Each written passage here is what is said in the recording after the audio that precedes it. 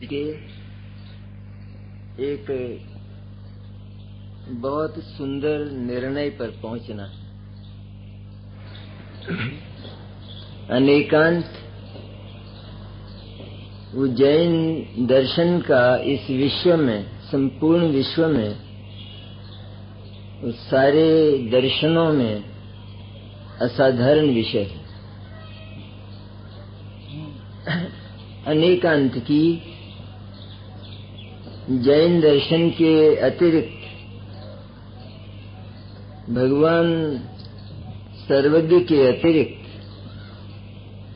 और जितने भी विचारक और जितने भी मंतव्य हैं वे कल्पना तक नहीं कर पाए। और इसीलिए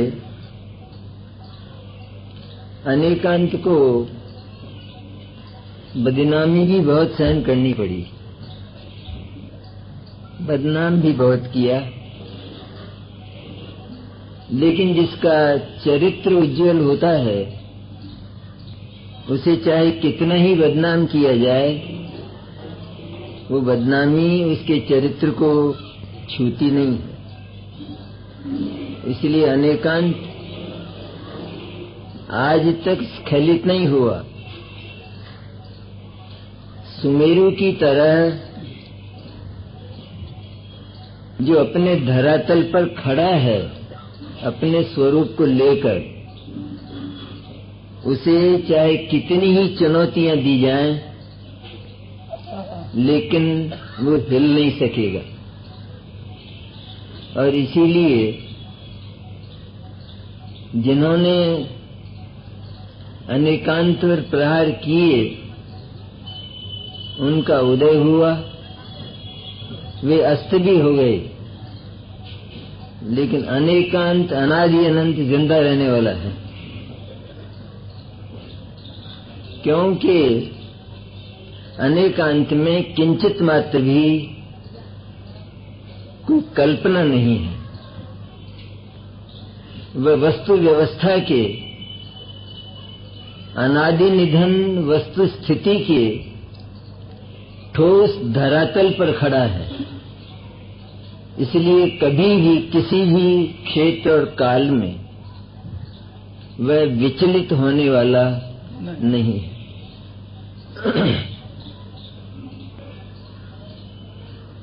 अनेकांत के लिए तो आगम ये कहता है कि वह मरते हुए को जिंदा कर देता है। क्योंकि जीव प्रति समय अज्ञान से दबोचा हुआ है अनादिकाल से। एक क्षण के लिए भी वह उसके चंगुल से, उसके बंधनों के पाश से वह मुक्त नहीं होने पाया। लेकिन यदि वही जीव सद्गुरु की करुणा से अनेकांत का स्वरूप समझ लेता है और उसे जिस तरह आत्मसात किया जाता है वैसे आत्मसात कर लेता है, तो वह उस अज्ञान की छाती पर सवार हो जाता है। वह उस अज्ञान के प्राण ले लेता है अनेकांत। तो यह एक ऐसा शस्त्र है सचमुच कि जो आज तक पराजित नहीं हुआ। वैसे तो जैन दर्शन की ये शान है, गौरव है ये उसे, कि उसका कोई सिद्धांत आज तक चुनौती नहीं पा सका है। क्योंकि उसमें कहीं भी पूर्वापर विरोध नहीं है। पूर्वापर विरोध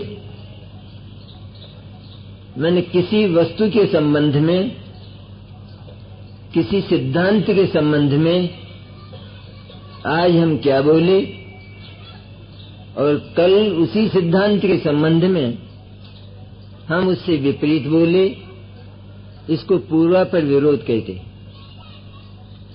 जैन दर्शन में आदि से अंत तक ये बात ढूंढने को भी नहीं मिलेगी।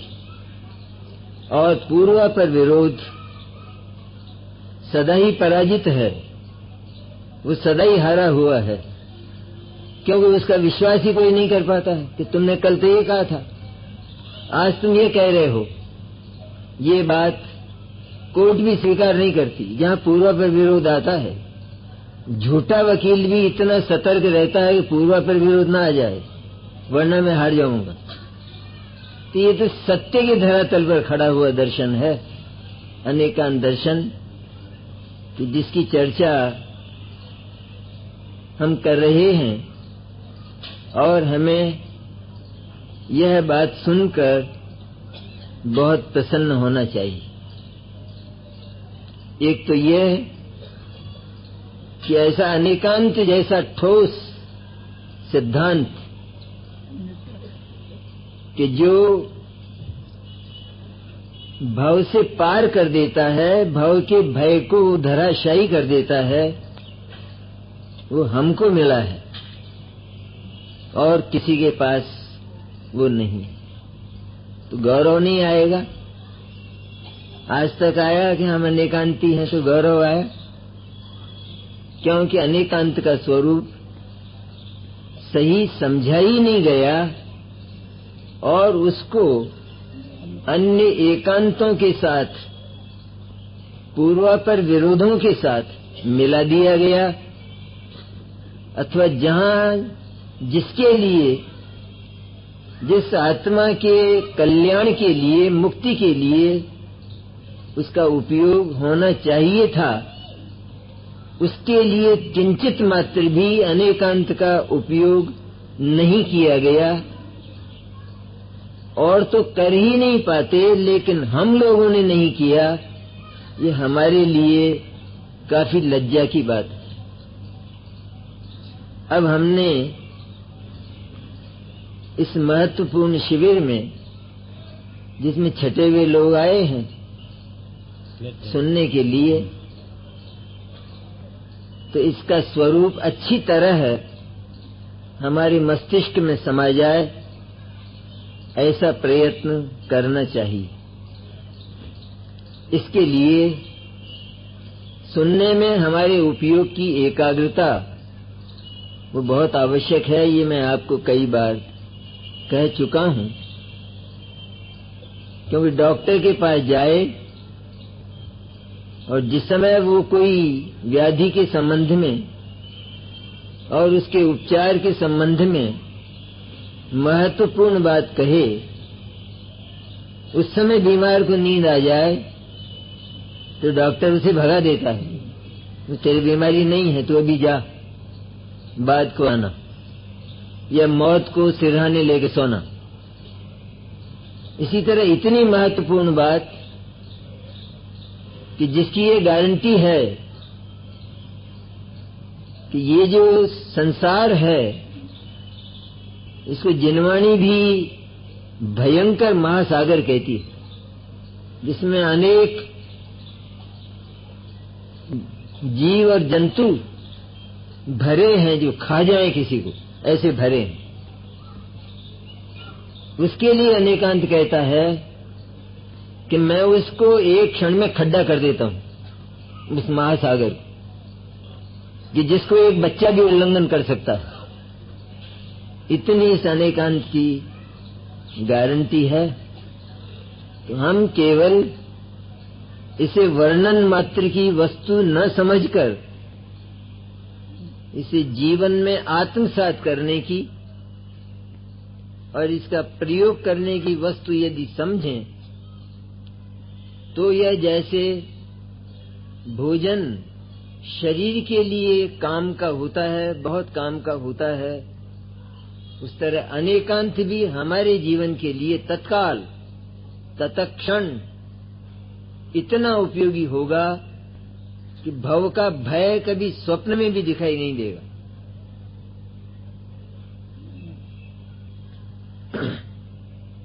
अनेकांत की इस चर्चा के बीच में हमारे तत्व चर्चा के कार्यक्रम में अनेक प्रश्न भी आए। फिर से, और उन प्रश्नों को हमने रख दिया कि हम विचार तो कर ही रहे हैं इस पर, लेकिन हमारा मन ये होना चाहिए कि यदि हमारी 4 दिन की चर्चा में अनेकांत संबंधी कोई भी बात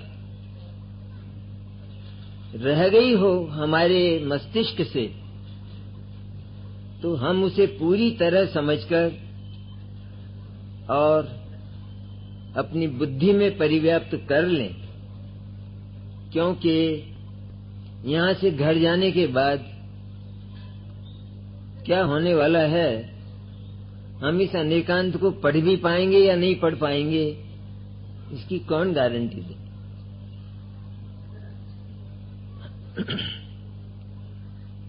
अनेकांत का जो सामान्य लोग हैं, बहुत लोग आए हैं ना नए नए सुनने वाले, और विशिष्ट लोग भी हैं कि जो इस विषय से अच्छी तरह परिचित हैं। अनेकांत का सीधा अर्थ जैसा हमने किया था कि अनेक अंत, अनेक धर्म जिसमें पाए जाएं, उस वस्तु को अनेकांत कहते हैं। अनेकांतात्मक वस्तु, ऐसा जो शब्द है उसका अर्थ यह है, वस्तु एक है, पदार्थ एक है, और उसमें दो दो विरुद्ध धर्म करके उन विरुद्ध धर्मों के अनंत युगल, माने अनंत धर्म कहिए, उसमें पाए जाते। गुणों की तरह जैसे अनंत गुण है, उसी तरह अनंत धर्म उसमें पाए जाते हैं। वस्तु के भीतर गुणों की अलग उपयोगिता है और धर्म की अलग उपयोगिता है। ऐसा नहीं है कि वस्तु में यदि अनंत गुण पाए जाते हैं तो धर्मों की आवश्यकता कहाँ है। तो आचार्य उसका उत्तर देते हैं कि वस्तु में यदि ये परस्पर विरुद्ध दो दो धर्म न हो तो हमें वस्तु ही नहीं मिलेगी, वस्तु की सत्ता ही नहीं रहेगी। इसलिए इन धर्मों का होना बहुत आवश्यक है। उसके संबंध में हमने सोचा था, इसके जो 4 पहलू आचार्य ने मुख्य रूप से लिए हैं धर्मों में, धर्मों के जो युगल हुए जोड़े वो तो हुए अनंत, उसमें से हमारे प्रयोजन की सिद्धि जिनसे हो सकती है तो उन सब में से 4 का चुनाव किया, और 4 का चुनाव करके हमको सारा अनेकांत समझाने की आचार्य ने कोशिश की। उसमें अस्ति नास्ति, नित्य अनित्य, तत् अतत् और एक अनेक, इन पर हमने चर्चा की थी। बात सावधानी से सुनने की है, ये मैं बार बार आपको, जैसे आकाशवाणी दोहराती है ना कि हम आकाशवाणी दिल्ली से बोलते हैं, ऐसा तो उसके बिना होने वाला नहीं है। हम आंख में मिर्च लगाकर आवें, लेकिन ये बात सुने, क्योंकि ये एक बीमारी है कि जिस समय हमारे काम की चीज होती है तो हमारी आंख खुल जाती है, और जब आंख बंद होती है उसका अर्थ ये है कि वो चीज बेकाम की है। इसी प्रवचन के बाद जिस समय जिनवाणी स्तुति शुरू होगी सबकी आंख खुल जाएगी, क्योंकि संगीत प्रिय है हमको, और ये सुनते हुए हम निर्विकल्प समाधि में चले जाएंगे। ये क्या हमारी पात्रता है। मैं तो बहुत कहता हूं इस बात के लिए कि चूंकि ये बीमारी हमारी बहुत समय से है, तो शरीर की व्याधियों का तो हम उपचार करते हैं, उसकी गोलियां जेब में रखते हैं। किसी को हार्ट हो और हो दो, जेब में गोलियां रखते हैं। इस बीमारी का इलाज हमने आज तक क्यों नहीं किया? कि जहां एक वचन हमारे भव के क्षय की गारंटी देता है, वहां हम प्रमादी और आलसी हो जाएं, ये बीमारी है या नहीं? इसका इलाज हमने किया ही नहीं, बल्कि वो बढ़े ये और किया। थक कर आते हैं बिल्कुल बैलों की तरह, जानवरों की तरह।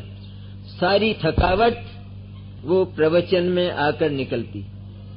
पूजा करते करते कोई आदमी गिरता नहीं है नींद लेकर, लेकिन यहां तो उसका मस्तक ऐसा झुक जाता है कि जैसे वो रात को सोया ना हो। ऐसी स्थिति होती है।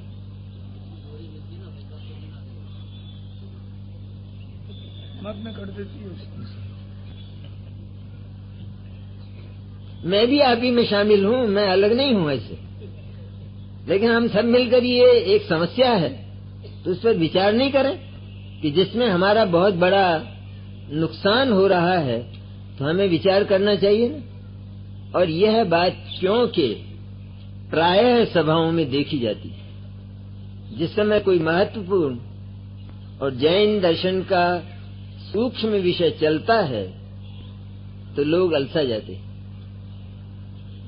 अरे वो सूक्ष्म विषय यदि हमें आत्मसात नहीं होगा, तो कोई लाभ पूरी जिंदगी में, चाहे हम कितने ही पूजा विधान, पुण्य के बड़े बड़े अनुष्ठान हम कर लें, किंचित मात्र भी जरा सा भी कोई लाभ होने वाला नहीं है, जरा सा भी। हाँ, इतना हो सकता है कि जैसे एक भिष्टी को राजा को बचाने के कारण 3 दिन का राज मिल गया, फिर आखिर 3 दिन के बाद वो भिष्टी का भिष्टी था। इसी तरह 3 दिन के लिए हम स्वर्ग चले जाएं, इतना तो हो सकता है। इससे अधिक आशा हमें नहीं करना चाहिए। इसलिए जो विषय है वो काफी अच्छा है, अच्छा तो है ही, लेकिन प्रयोग के लायक और प्रैक्टिकल है। केवल सुनने का इसलिए नहीं है कि जैसे अन्य लोगों ने इसको विवेचनात्मक, केवल वर्णनात्मक बना दिया और बीच में छोड़ दिया। तो वो बात आचार्य कुंद और आचार्य अमृतचंद्र ने नहीं की है। हमको भवसागर के पार लगा कर वे रहे, तब उन्होंने इस विषय को का समापन किया। हमें शंका ये होती है कि जो अनंत गुण हैं हमारे भीतर, तो फिर धर्मों की कहाँ आवश्यकता है? ऐसा होता है। धर्म को हम समझ ही नहीं पाते असल में। हम तो गुण को तो समझ पाते हैं, ज्ञान गुण है, दर्शन गुण है, चारित्र गुण है, उसकी पर्याय भी होती हैं, लेकिन धर्म क्या चीज होती है? उसके लिए आचार्य ने निश्चयात्मक रूप में लिखा है, आत्मा और आत्मा जैसे जगत के जड़ पदार्थ वे सब अनंत धर्मात्मक हैं, और हर पदार्थ अपने उन अनंत धर्मों का और उन अनंत गुणों का अधिष्ठाता स्वामी द्रव्य है। सिद्ध कैसे होते हैं वो हमने किया था। जैसे अस्ति और नास्ति के उदाहरण से हमने लिया कि आत्मा के पास आत्मा बने रहने के लिए जितनी सामग्री चाहिए उसका नाम द्रव्य, क्षेत्र, काल और भाव है। और वह सामग्री, वो सारा वैभव, वो सारी समृद्धि उसकी, जिसमें सब आ गया ना। इसमें द्रव्य, क्षेत्र, काल, भाव में क्या नहीं आया? द्रव्य में चैतन्य द्रव्य सत्ता जो शुद्ध है वो आ गई, क्षेत्र में असंख्य प्रदेश आ गए, काल में आत्मा की सब पर्याय आ गई, भाव में आत्मा के सब गुण आ गए। बोलो कौन बाकी रह गया अनेकांत में? यद्यपि गुण का स्वरूप अलग है, फिर भी वे सब इसमें गर्भित हो गए। अनेकांत का जो अस्ति नाम का, सत नाम का जो स्वभाव है, उसमें ये सारे के सारे गर्भित हो जाते हैं, क्योंकि यह सब उस चैतन्य की संपत्ति है। और इनसे वह सदा अस्थि रूप, उसका जो अस्तित्व है वो इन सबको समेटे हुए है, अपने भीतर समेटे हुए है, और अपने स्वभाव और अपनी शक्ति से समेटे। उसने उधार नहीं लिया, इनका समवाय नहीं हुआ, इनका संयोग नहीं हुआ, लेकिन ये उसमें अनादि अनंत उसकी शक्ति से स्थापित हैं और अनंत काल तक स्थापित रहने वाले हैं। इसमें उसे किसी की सहायता की आवश्यकता नहीं। और दूसरी बात क्या है कि ये तो उसका यह जो बात है, यह जो स्वरूप उस वस्तु में आत्मा में पाया जाता है, चार भावों को समेटे हुए, उसका जो नियामक है उसको अस्थि धर्म कहते हैं। इसी तरह है ये जो हमारी चार प्रकार की संपत्ति है, इसकी सुरक्षा के लिए एक दूसरी बात और आवश्यक है, और वो ये कि यह सदा हमारे पास हमारे अधिकार में बनी रहे और कोई हमारे घर में न आ सके और हमारी ये संपत्ति बाहर न जा सके, इसकी भी व्यवस्था साथ में होना चाहिए। और होती है, हम लोग करते हैं बाहर, तो ये व्यवस्था भी वस्तु में अनादि अनंत है, और वो व्यवस्था वस्तु का नास्ति धर्म या असत नाम का धर्म करता है। रहता वस्तु में है, असत नाम का नास्ति नाम का धर्म वस्तु में रहता है, पर वस्तु की नास्ति नहीं करता। नास्ति धर्म वस्तु में अस्थि रूप है, नास्ति रूप नहीं है, अस्थि रूप है। व्यवस्था क्या करता है? अस्थि रूप होगा तभी तो व्यवस्था करेगा। अरे नास्ति में अगर नहीं होगा तो व्यवस्था कैसे होगी? इसलिए वो नास्ति अस्थि रूप धर्म है, और वो सिर्फ वस्तु में रहता है। तो होता यह है कि वस्तु अपने स्वरूप में व्यवस्थित बनी रहती है, और बाहर के किसी पदार्थ का वस्तु में प्रवेश नहीं हो पाता। वस्तु में किसी बाहर के पदार्थ का प्रवेश हो जाए तो वस्तु के द्रव्य क्षेत्र काल भाव विकृत होकर समाप्त हो जाएंगे, नष्ट हो जाएंगे। इसलिए ये व्यवस्था वस्तु में होनी चाहिए, और ये होती है। हम लोग करते हैं, अपने मकानों में करते हैं, नहीं करें तो कष्ट पाते हैं, दुख पाते हैं, आखिर उसका मकान का नाश हो जाता है। तो ये इतना महत्व इन धर्मों का है।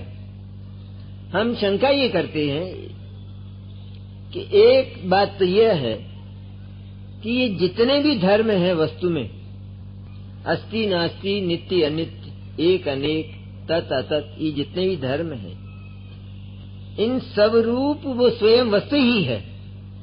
जैसे गुण हैं न्यारे न्यारे, ज्ञान गुण न्यारा, दर्शन गुण न्यारा, चारित्र गुण न्यारा, उसका काम अपना अलग अलग, और उनका हम द्रव्य से भेद भी कर सकते हैं समझने के लिए। लेकिन इन धर्मों में विशेषता क्या है कि जैसे अस्थि नाम का जो धर्म है अथवा नित्य नाम का जो धर्म है, वो धर्म है अलग से आत्मा में अस्थि रूप, लेकिन उस धर्म स्वरूप, उस धर्म जैसे स्वभाव वाला वो आत्मा ही है स्वयं। तो आत्मा को जैसे हम द्रव्य की ओर से, केवल दो ही बात है ना हर पदार्थ में, द्रव्य और पर्याय।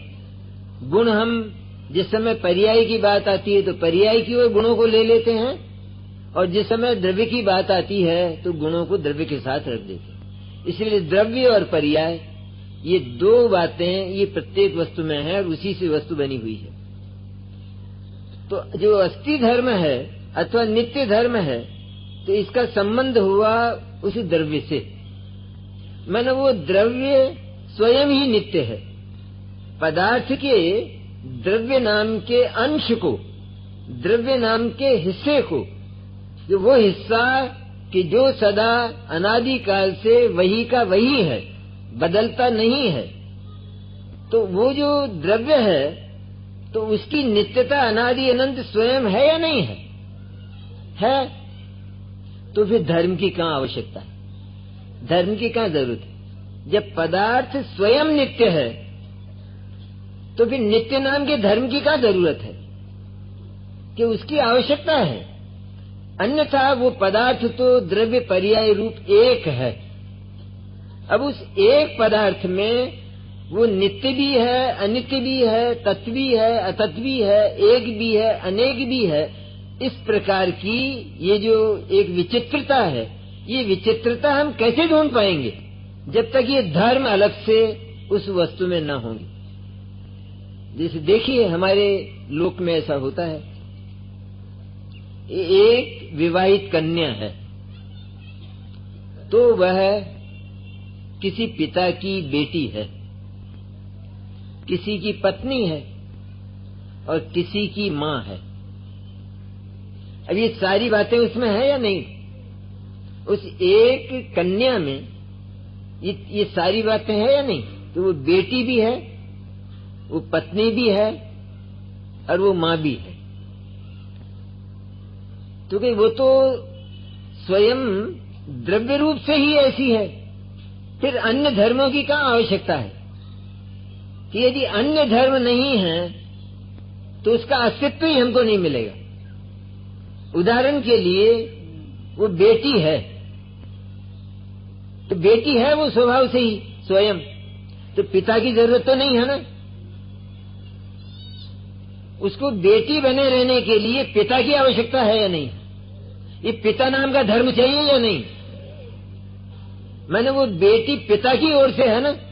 अब हम उस पिता को तो कर दें अलग और उसको कहें कि ये तो स्वभाव से ही है इसमें ये बात, तो हम पिता को अलग करके बेटी नाम का धर्म की तो बात अलग, लेकिन हम अस्तित्व ही नहीं दे सकते इसको। वो आएगी कहां से? वो आ ही नहीं सकती है। इसी तरह आत्मा स्वयं उन अनंत धर्म स्वरूप है, होने पर भी उसकी प्रसिद्धि करने वाले ये जो अनंत धर्म है, अस्ति नास्ति आदि, इनका होना उसमें अत्यंत आवश्यक है। ये तो हमने युक्ति से इस बात को किया, वचन तो सर्वज्ञ का है। अनादि काल से तीर्थंकरों की वाणी झड़ती रही और इन धर्मों को झड़ाती रही अपनी वाणी में, कि विश्वास करके रहना, आत्मा कोई कोरा, कोई नाकुछ वस्तु नहीं है जगत की, लेकिन अनंत धर्म और अनंत गुणों का स्वामी एक ऐसा अद्भुत महापदार्थ है विश्व का कि जिसकी समानता का जगत में कोई दूसरा द्रव्य नहीं। ऐसी ऐसी निधियां आत्मा के पास हैं कि जो जगत के किसी दूसरे पदार्थ के पास नहीं है। तो हमको कभी गौरव आया इसका? किसी के पास चिंतामणि हो तो सारे जौहरियों को कंगाल समझेगा। चिंतामणि अगर उसके पास है, ये जौहरी है, ये कांच के टुकड़े बेचते हैं, कहते जौहरी मैं हूं, मेरे पास है असली चिंतामणि। वो कीमत ही नहीं करेगा। तो हम क्या करते हैं कि हम तो जैन दर्शन को जानने के लिए दूसरे दर्शनों को पढ़ते, कि अमुक जो विद्वान है उसने जैन दर्शन के संबंध में ऐसा लिखा है, जरा देखें तो सही। पर तेरे पास लिखा लिखाया जैन दर्शन है, इसका क्या हुआ? जो आज नहीं लिखा गया है, जो अनादि का है, शब्द ब्रह्म परमागम, जो नया लिखा जाता है वो सत्य नहीं होता।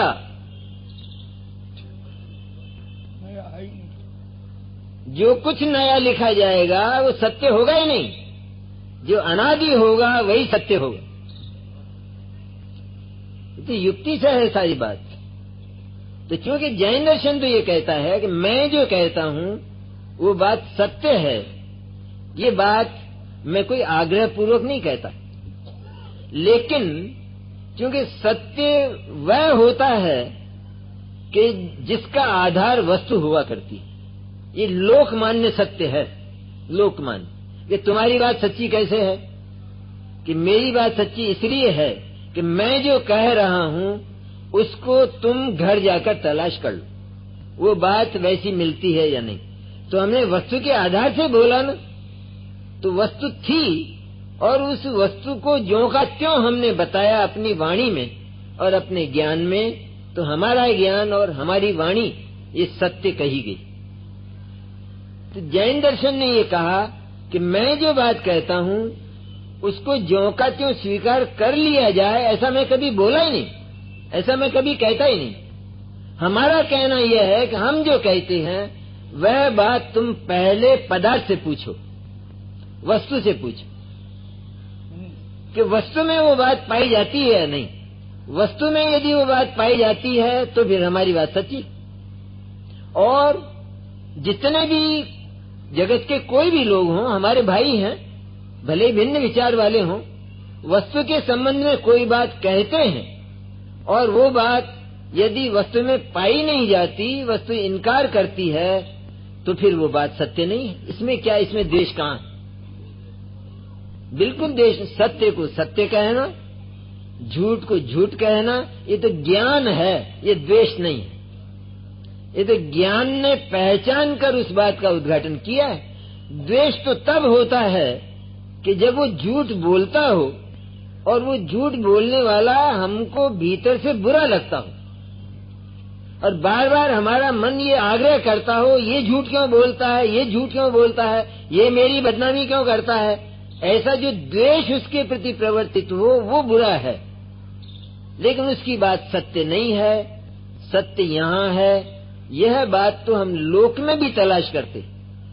इसी तरह लोकोत्तर मार्ग में यदि शाश्वत सत्य का तलाश नहीं किया जाएगा तो हम लोकोत्तर उपलब्धि कभी भी पा नहीं सकेंगे, हमको प्राप्त नहीं होगी। इसलिए दो बातें तो हुई ना। वस्तु की व्यवस्था के लिए अस्ति और नास्ति का होना बहुत आवश्यक हुआ, और वो वस्तु में स्वयमेव अनादि अनंत विद्यमान।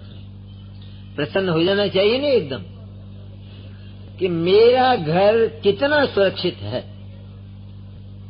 कि जिसमें मैं जब सोता हूं तो मुझे ये कल्पना तक नहीं होती कि एक चींटी आ जाएगी। इतना सुरक्षित मेरा घर। तो प्रसन्न नहीं होना चाहिए। हम हुए कभी प्रसन्न अस्ति नास्ति का विचार करके?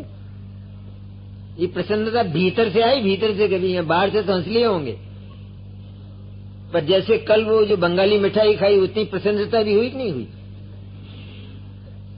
अनेकांत सुनते समय? अरे मैं, मेरा चैतन्य सदन अस्ति और नास्ति से इतना सुरक्षित कि उसको कभी कोई क्षति जरा भी होने वाली नहीं है। मेरे घर में कभी चोरी होने वाली है ही नहीं, और दूसरे का मेरे पास कुछ पाया ही नहीं जाता, इसलिए मैं कभी चोर कहलाने वाला हुई नहीं, प्रसिद्ध हो ही नहीं सकता हूं। ऐसे ऐसे तो धर्म शक्तियां मेरे भीतर विद्यमान हैं। इसी तरह नित्य अनित्य हमने चर्चा की थी। तत् और अतत् सबको समझ लेना चाहिए। उसका जो स्वरूप है, समझने की है बात। नित्य और अनित्य हम देखते हैं स्वयं अपने भीतर, अपनी आत्मा के भीतर। यदि हम इसको अप्लाई करें तो बात एक क्षण में समझ में आ जाती कि आत्मा तो हम सदा से हैं, ये तो पक्का है। अगर नहीं होते तो यहाँ कैसे होते? अगर सदा से नहीं होते तो यहाँ इस सभा में कैसे होते? हम तो बिल्कुल मर गए होते ना कभी के, लेकिन मरकर भी आज जिंदे हैं कि नहीं? इसका अर्थ यह है कि हम सदा से हैं। तो सदा से हैं तो ये नित्यता होनी चाहिए ना। जो नित्यता है तो उसमें कभी भी परिणमन रूप मृत्यु नहीं होती, विनाश नहीं होता, वो सदा रहता है। तो हम सदा से हैं, और प्रति समय हमारे भीतर क्या है, क्या भरा है हमारे भीतर, इसको बताने वाली, इसको अभिव्यक्त करने वाली, इसको प्रसिद्ध करने वाली एक दूसरी चीज भी, एक दूसरा तत्व भी है। उसे पर्याय कहते हैं। वो पर्याय हमारे भीतर क्या है इसको बता देती है, क्योंकि वस्तु स्वयं निष्क्रिय है, नित्य है। वो ज्यों की त्यों, वही की वही पड़ी है। तो जो वही की वही है और जिसमें जरा भी करवट नहीं होती, परिवर्तन नहीं होती, तो वो कभी भी अपना परिचय नहीं देती। तो कुदरत ने एक वस्तु में स्वयं सिद्ध ये दो प्रकार की व्यवस्थाएं रखी हैं अनादि अनंत, कि वो नित्य है, शाश्वत है, उसका नाश नहीं होता, और नाश नहीं होता और शाश्वत है, कभी हिलती नहीं है, तो वो अपना परिचय देगी ही नहीं, क्योंकि परिचय देने के लिए तो परिवर्तन चाहिए। कभी गलत परिचय दे, कभी सही परिचय दे। तो फिर परिचय कौन देगा? तो है मेरे पास व्यवस्था, कुदरत ही बोलती है। उस द्रव्य के पास मैंने पर्याय को रखा है, और वो पर्याय सदा तुम्हारा परिचय देती रहेगी कि तुम्हारे भीतर क्या भरा है। पर्याय यही तो करती है, और क्या करती? पर्याय द्रव्य की रचना नहीं करती, मूल वस्तु द्रव्य है, सत्ता। पर्याय केवल उसे बताने वाली, वो चाहे सही बतावे अथवा गलत बतावे, ये भी केवल आत्मा में होता है, जड़ पदार्थों में नहीं होता। जड़ पदार्थ झूठ नहीं बोलते और सच भी नहीं बोलते, उनको पाप भी नहीं लगता, पुण्य भी नहीं होता, मोक्ष भी नहीं होता, उनको कुछ नहीं होता। ये सारी जिम्मेदारी आत्मा की। उसका केवल एक कारण कि ये सारा जगत सत स्वरूप और सत्य स्वरूप है, अनैकांतिक होने से। और यह आत्मा, हमारा आत्मा, इस बात को सदा से अज्ञान से ग्रस्त होने के कारण और सद्गुरु के जो वचन हैं, मणिमुक्ता, मोतियों जैसे, अमृत जैसे, उनका एक बार भी पान इसने नहीं किया। मिले तो अनेक बार, समोसन तो अनेक बार मिल गया, फिर सद्गुरु क्या है? वही तो सद्गुरु हैं। भगवान जो तीर्थंकर हैं, उनसे बड़े सद्गुरु कौन हो सकते? वो मिले, लेकिन इसने उनके मणिमुक्ताओं को चुना नहीं, अपनी जेब में रखकर समोसरण से नहीं लाया, वहीं छोड़ आया। उन्होंने अमृत की धाराएं छोड़ी, इसने मुंह बंद कर लिया, क्योंकि कुटकी इसके मुंह में थी।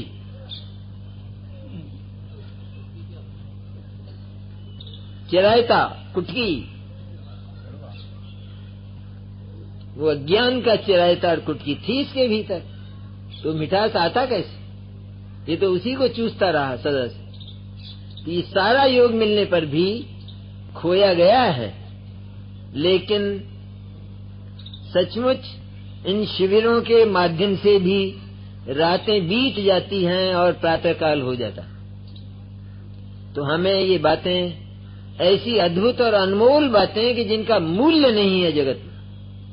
सारे जगत की संपत्ति एक और अनेकांत का एक वचन एक ओर, इतनी कीमत इसकी है,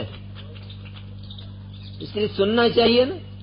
हम यदि वर्तमान में इन संयोगों से जहां हम रह रहे हैं, जिस सामग्री के बीच रहते हैं, उससे यदि हमें आराम है तो जिनवाणी बंद कर देना चाहिए, क्योंकि हमें आराम है, फिर हम दूसरी जगह क्यों जाएंगे। लेकिन यदि हमें ये लगा है इतनी उम्र बीत जाने पर कि आराम तो एक क्षण के लिए भी नहीं मिला, क्योंकि हम आराम के सरोवर के पास गए ही नहीं, जहाँ आराम, आनंद, खचा खस अटूट भरा था, उसका तो हमें पता ही नहीं। हम तो मृग तृष्णा में घूमते रहे, तो प्यास कैसे बुझती और आराम कैसे मिलता।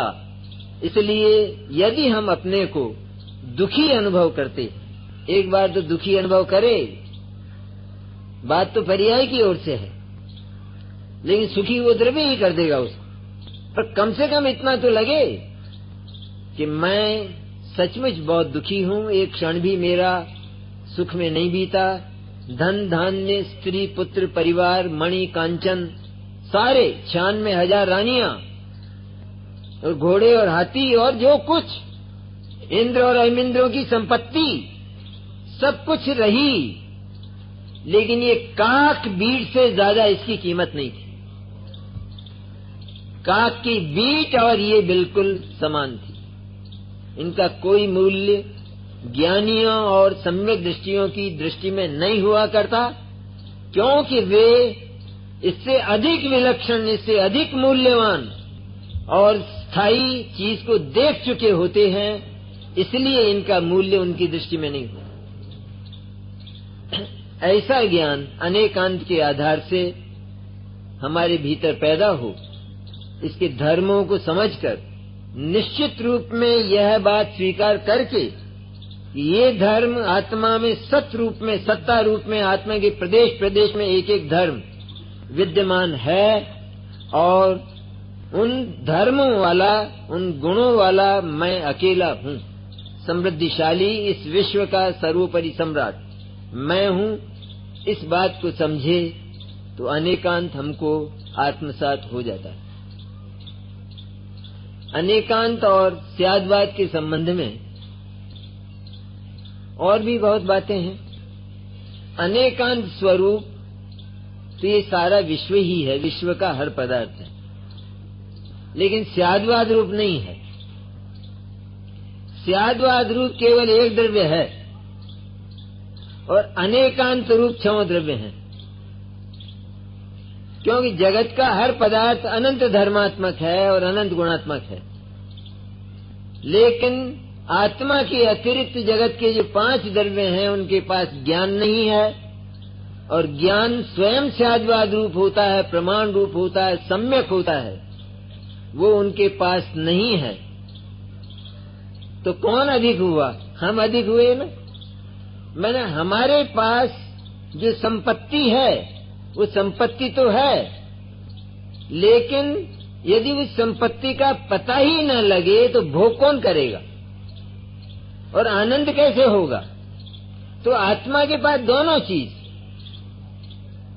कि वहां भोजन भी है और भोजन करने वाला भी है, उसको समझकर, और भोजन करने वाला भी है, तो निश्चित रूप में आनंद आने वाला है। इसी तरह अनंत धर्मात्मक गुणात्मक वस्तु विद्यमान है, और उस वस्तु को जानकर और उसको समेटकर उसका आस्वादन करने वाला स्यादवाद नाम का शुद्ध ज्ञान भी हमारे पास है। तो ये उपलब्धि केवल हमको मिली है, इसलिए सारे जगत से भाग्यशाली यदि कोई है तो वो चैतन्य नाम का तत्व और हम हैं। इस रूप में शायद हमने अपने भाग्य को कभी नहीं सराहा। हमको जिनवाणी मिली, और जिनवाणी में इस भाव से पार लगा देने वाले सिद्धांत, अनेकांत जैसे सिद्धांत हमको मिले, ऐसा एक क्षण के लिए सोचकर कभी हमारा मस्तक ऊंचा नहीं हुआ, कभी हम हंसे नहीं। और ये जो अनंत दुख होता है, इस अनंत दुख में जो किंचित काल्पनिक सुख होता है, उस सुख से संतुष्ट होकर हम कभी इस बात के लिए रोए नहीं, और इसीलिए मैं भिक्षा वृत्ति करता रहा, इसके लिए यह सोचकर क्या हमारे जीवन में कभी एक आंसू आया?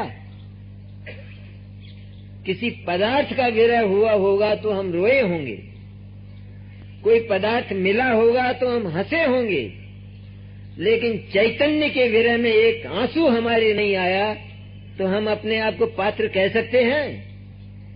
अरे चैतन्य की चर्चा सुनना जिनको पसंद नहीं है, उनके भाग्य की तो बात कौन कहे।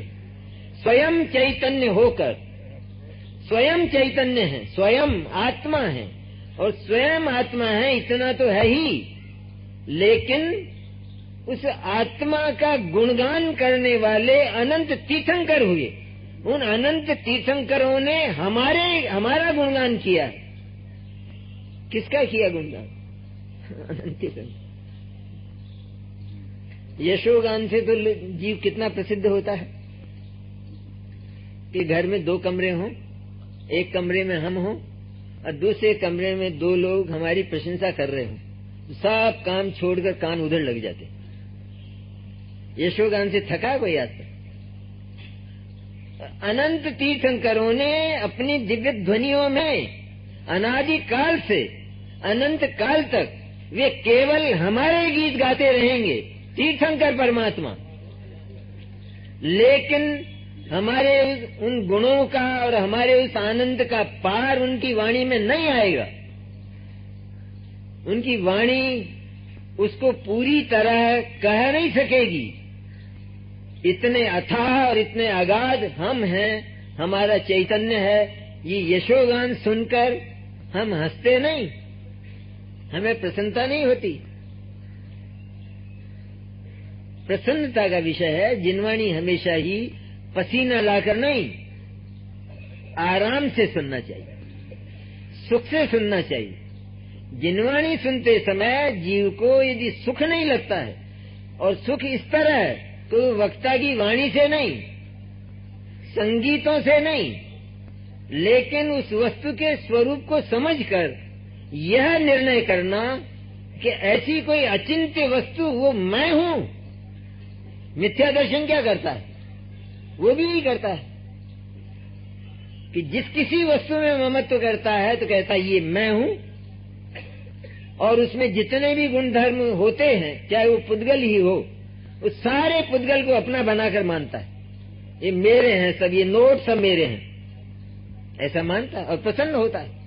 देखो उसके भीतर की गर्मी तो देखो, उसकी प्रसन्नता तो देखो, जहाँ नोटों के बंडल पड़े हों और उनका दर्शन मात्र करे तो प्रसन्नता नहीं आती, रोता है।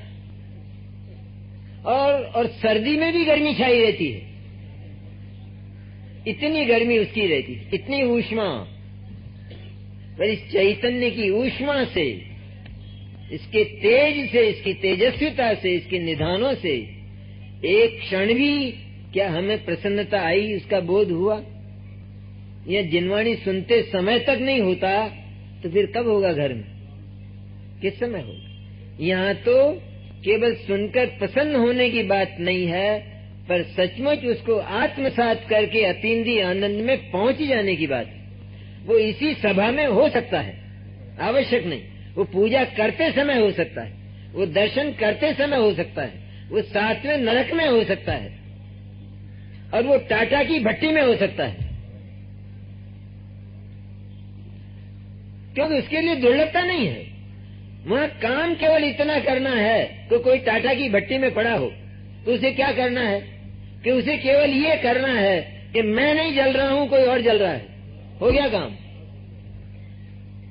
बस इतना ही तो करना है, और इतना वो सोच सकता है। तो इतना मात्र धर्म है सीधा, और वस्तु व्यवस्था पर निर्भर है कि मेरी जो सत्ता है वो मेरी है, जगत का सारा सब कुछ जितना कुछ है वो मेरे लिए मिट्टी है। जो ईमानदार आदमी होता है वो ये कहता है कि तुम्हारे पैसे की ओर देखना हराम है मेरे लिए, एक पैसे का दाग नहीं है आज तक मेरे ऊपर। ये आत्मा बोल तो दे जरा ऐसा।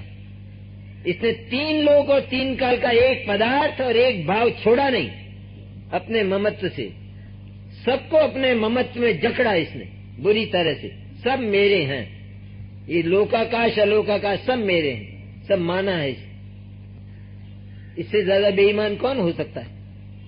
एक बार कम से कम अपने उन कुकर्मों का, उन अपराधों का आलोचन प्रत्यालोचन यदि यह भी हो जाए तो निश्चित रूप में शुद्ध चैतन्य की प्राप्ति होती। तो अनेकांत का संदेश है ये। तो अनेकांत के ये जो धर्म हैं, इससे तो वस्तु की स्थापना हुई। अब अनेकांत के साथ स्याद्वाद की चर्चा भी हमने की थी। अभी 2 बात आई ना कि अनेकांत स्वरूप तो सब वस्तुएं हैं, लेकिन स्याद्वाद रूप केवल एक है, क्योंकि स्याद्वाद तो ज्ञान है, शुतक ज्ञान है। इसलिए वो ज्ञान हमारे पास है, तो उस ज्ञान के द्वारा अनेकांतिक वस्तु को जानकर उसमें से जो लेना चाहिए वास्तव में, जो त्रैकालिक और शाश्वत है, उसको उठा लेना, बस इसमें धर्म हो जाता है। पूरा धर्म, पूरी सिद्ध दशा वो इसमें प्रकट हो जाती है। इसलिए स्याद्वाद उस अनेकांत के जो धर्म हैं उनके माध्यम से वस्तु का वर्णन करता है। स्याद्वाद में ना, स्यात्वाद, स्यात् मैंने किसी अपेक्षा से, वाद मैंने वस्तु को जानना अथवा कहना। सीधी है ना बात। जैसे वो कन्या है ना, तो उस कन्या में हम स्याद्वाद लगाएंगे कि नहीं, कि लग जाएगा। बेटी है तो पिता की ओर से है, पत्नी है तो पति की ओर से है, माँ है तो बेटे की ओर से है। कोई दिक्कत नहीं है ना इसमें। तो इसी तरह है ये आत्मा में जो अस्ति नास्ति तत नित्य अनित्य एक अनेक आदि जो धर्म पाए जाते हैं, और ये परस्पर विरुद्ध हैं। परस्पर विरुद्ध न हो तो वस्तु न रहे। गुण यदि परस्पर विरुद्ध हो जाए तो वस्तु न रहे। गुणों में यदि परिणमन बंद हो जाए तो वस्तु न रहे। धर्म यदि परिणमन करने लग जाए तो वस्तु न रहे। इसलिए धर्म परिणमन नहीं करते हुए भी वस्तु की रचना करते हैं, उसमें वस्तुत्व को उपजाते हैं। उपजाते मैंने कोई नया उत्पाद नहीं करते, लेकिन अनादि से ही वस्तु अनंत धर्मात्मक होने से अपने वस्तुत्व में निश्चिंत रूप से, असहाय रूप से विद्यमान है। यह बात हमको स्याद्वाद बताता है। तो वस्तु की व्यवस्था जिस प्रकार की है, द्रव्य पर्यायात्मक है, संक्षेप में ऐसा मानना चाहिए, बस इतना। धर्म तो अनंत हैं, उनमें तो हम कहाँ तक जाएंगे, लेकिन द्रव्य पर्याय स्वरूप है, और सारे ही धर्म इस द्रव्य और पर्याय के आश्रित हैं। जो परस्पर विरुद्ध दो धर्म होते हैं, उसमें एक धर्म का संबंध द्रव्य से, माने एक धर्म की ओर से हम वर्णन करेंगे तो हम वस्तु को नित्य कहेंगे, द्रव्य की ओर से। अब जब हम पर्याय धर्म की ओर से वर्णन करेंगे तो फिर हम वस्तु को अनित्य कहेंगे। इस प्रकार दोनों मिलकर पूरा पदार्थ होता है। द्रव्य को भी पूरा पदार्थ कहते हैं। जहाँ हम द्रव्य को पदार्थ के एक अंश के रूप में कहते हैं, तो वहाँ पर पदार्थ का नाम द्रव्य और पर्याय इस दोनों से मिलकर होता है। इस तरह अलग अलग विवक्षा है, क्योंकि द्रव्यार्थिक न्याय बताया है ना, तो वहाँ द्रव्यार्थिक न्याय में कोई पर्याय नहीं आती। वहाँ द्रव्य में ना, द्रव्य का वो हिस्सा कि जो शाश्वत रहता है, अनादि अनंत रहता है। इसलिए स्याद्वाद में क्या होता है कि वस्तु को जानने के लिए स्याद्वाद अर्थात श्रुतक ज्ञान आवश्यक है। उसके बिना वस्तु नहीं जानी जा सकती। तो हम उसे कैसे जानेंगे कि जिस तरह की उसकी बनावट है, उसी ढंग से हमें उसे जानना पड़ेगा। अब हमें यदि वस्तु के द्रव्य अंग को जानना है, द्रव्य नाम के अवयव को, कि जो अनादि अनंत है और अविनाशी है, सतरूप है, उसको यदि हमें जानना है, तो उस समय हम द्रव्य नय का प्रयोग करें। उस नय का नाम स्याद्वाद में, ज्ञान में, उस नय का नाम द्रव्य नय होगा। उससे ये पता चल जाएगा कि यह ज्ञान इस समय किसको जान रहा है और किसको विषय कर रहा है। अब दूसरा जैसे पर्याय अनित्य है, जैसे अनित्य नय, तो अनित्य नय की ओर से जब हम वस्तु को जानेंगे तो तुरंत हमें ख्याल आएगा कि इस समय द्रव्य नहीं जाना जा रहा है, लेकिन इस समय पर्याय जानी जा रही। और वो किस तरह जानी जा रही है कि हमने जब द्रव्य नय से वस्तु को देखा तो हमने ये कहा, बात तो हमने केवल उस द्रव्य के अंश की, पर द्रव्य के अंश की बात संपूर्ण वस्तु को लेकर की। ऐसा नहीं केवल उसको उतना ही बता दिया, तो वो तो एकांत हो जाएगा। इसलिए हमने क्या कहा कि हम जब नित्य नय से वस्तु को देखते हैं तो यह वस्तु नित्य और शाश्वत है। कौन वस्तु? क्या केवल वो द्रव्य? द्रव्य पर्याय स्वरूप पूरी वस्तु। जो स्याद्वाद है वो एक धर्म को लेकर वस्तु का वर्णन करता है, ये तो एक बात हुई। और वस्तु के एक अंश के सहारे वो पूरी वस्तु की चर्चा करता है। वस्तु कैसी है? नित्य नय से, कि नित्य नय से वस्तु नित्य है। कौन सी वस्तु नित्य है? कि द्रव्य पर्याय स्वरूप वस्तु। चर्चा द्रव्य की है कि हमने द्रव्य की ओर देखकर, क्योंकि द्रव्य उसका हिस्सा है ना, इसलिए उस नित्य नय की ओर से देखने पर द्रव्य जो वस्तु है वह नित्य दिखाई देती है, नित्य अनुभव में आती है। और अनित्य नय की ओर से देखने पर वही वस्तु, द्रव्य पर्याय रूप वस्तु अनित्य नजर आती है। इस तरह वह एक ही वस्तु नित्य भी है और अनित्य भी है। नित्य कैसे है कि द्रव्य की ओर से, द्रव्य की अपेक्षा से नित्य है और पर्याय की अपेक्षा से वो अनित्य हो गया। इसमें क्या कठिनाई रही? उस कन्या पर, बेटी पर लगा लेना, फिर और झगड़ा पड़ जाए, उससे समाधान हो जाएगा। तो इतना सरल है ना। तो हम पूरी वस्तु की बात करते, हम शायद ये भूल जाते हैं कि हम तो एक ही धर्म की बात करते। एक धर्म के माध्यम से बात करते हैं वस्तु के एक अंश की, और उस एक अंश के द्वारा पूरी वस्तु की बात करते, पूरी वस्तु की चर्चा करते हैं। इस तरह जैसे वस्तु में अनंत धर्म हैं, इसी तरह उन अनंत धर्मों के नाम वाले अनंत नए हैं। नए क्यों हैं? प्रमाण से क्यों नहीं काम चलता?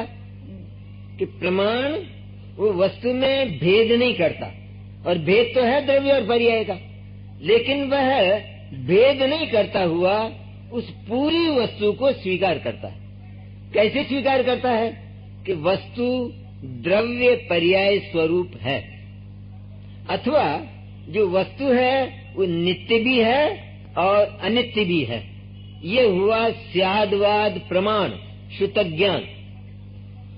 अब इतने से काम चल गया, इतने से हमारे वस्तु समझ में आ गई कि नहीं आएगी। संक्षेप बुद्धि वाले को ये कह दिया जाए कि तू तो चेतन है, ज्यादा क्यों माथा पच्ची करता है, फल क्यों सिर दुखाता, चेतन है बस। चेतन क्या होता है बताओ तो, कि क्या होता है चेतन? ये प्रश्न होगा कि नहीं होगा? जब यह प्रश्न होगा तो हमें वस्तु को थोड़ा बिखेरना पड़ेगा। बिखरेगी नहीं वस्तु। वस्तु में तो अनंत धर्म अपनी पूरी शक्ति से जो के तो विद्यमान रहते, लेकिन हमें वस्तु का स्वरूप जानने के लिए, देखने के लिए, उसकी महिमा लाने के लिए हम जब उस वस्तु को देखते हैं तो फिर एक एक करके देखते हैं, और जब एक एक करके देखते हैं तो चूंकि वो परस्पर विरुद्ध धर्म हैं, इसलिए जो नए हैं उनकी बात भी परस्पर विरुद्ध हो जाती है।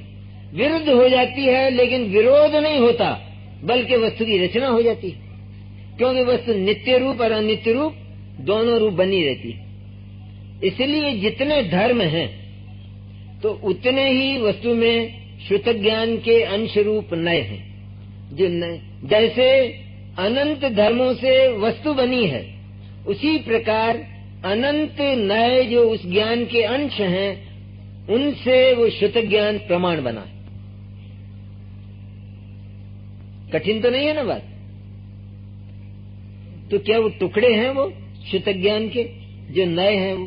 कि एक ओर से देखा जाए, मैंने जैसे प्रमाण है वो पूरी वस्तु को एक ही समय में ग्रहण करता है। वस्तु नित्य भी है और अनित्य भी है, वस्तु द्रव्य पर्याय स्वरूप है। ये प्रमाण वाक्य हुआ। ये प्रमाण वाक्य कहने के बाद जब हमने वस्तु को एक एक धर्म से जानने का, एक एक स्वभाव से जानने का प्रयत्न किया, तो नए का जन्म हो जाता है। नए की परिभाषा जानते हैं ना? वस्तु में अनेक धर्म और स्वभाव होते हैं, उनमें से किसी एक धर्म की विवक्षा लेकर जो साध्य पदार्थ को जानता अथवा कहता है उसे नए कहते। तो प्रमाण ने तो सारी वस्तु को एक ही बार में कह दिया, भेद नहीं किया द्रव्य पर्याय का, और जो नए है वो द्रव्य पर्याय का भेद करता हुआ उसको विषय करता है, और तब उसे पूरी बात समझ में आती है कि ये जो नित्य नाम का धर्म है वो यह है, और उसका संबंध इस द्रव्य नाम के अंश से है। जो अनित्य नाम का धर्म है उसका स्वरूप यह है, और उसका संबंध पर्याय नाम के अंश से है। इस प्रकार वस्तु पूरी है। तो ऐसे इस वस्तु में धर्मों की तरह अनंत नए पाए जाते हैं। अनंत नए, ये सम्यक ज्ञान की है सारी बात, मिथ्या ज्ञान की चर्चा नहीं है।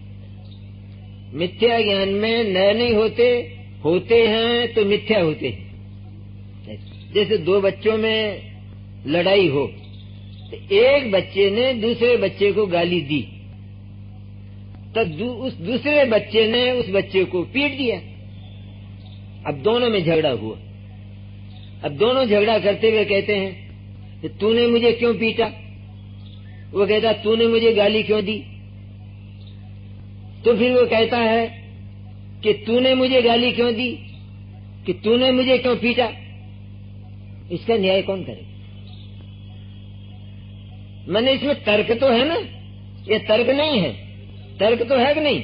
वो तो कहता है तूने गाली क्यों दी, उसने कहा कि तूने मुझे क्यों पीटा। तर्क तो कर रहा है, तर्क तो कर रहा है, लेकिन झूठा है, निराधार है। इसलिए ऐसे तर्क भी चलते हैं एकांत के, कि जिसमें वस्तु का जो स्वरूप है, भीतर पड़ा हुआ अंतरंग, वो कभी बाहर आता ही नहीं, वो होता ही नहीं है।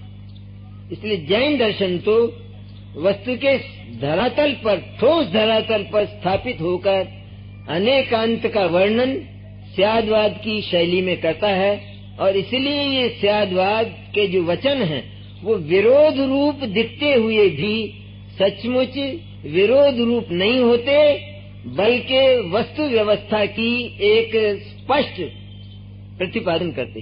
वस्तु व्यवस्था का प्रतिपादन इनमें स्पष्ट रूप में, सत्य रूप में होता है, क्योंकि वस्तु ऐसी बनी हुई, इसलिए होता है।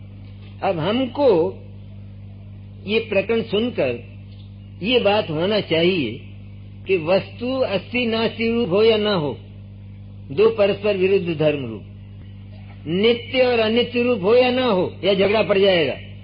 कि जैसे दूसरे लोग कहते हैं कि जो नित्य है तो उसी समय अनित्य कैसे हो सकती है? और जो नित्य है मैंने है, कल भी थी, कल भी रहेगी, ऐसी है, अनादि अनंत है, तो अनित्य कैसे हो जाएगी वो?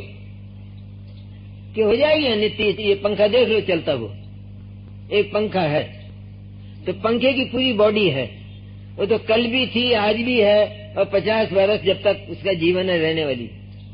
लेकिन जब हम पंखा चलाते हैं, मालूम कैसे पड़ता है कि ये पंखा है और क्या काम करता है?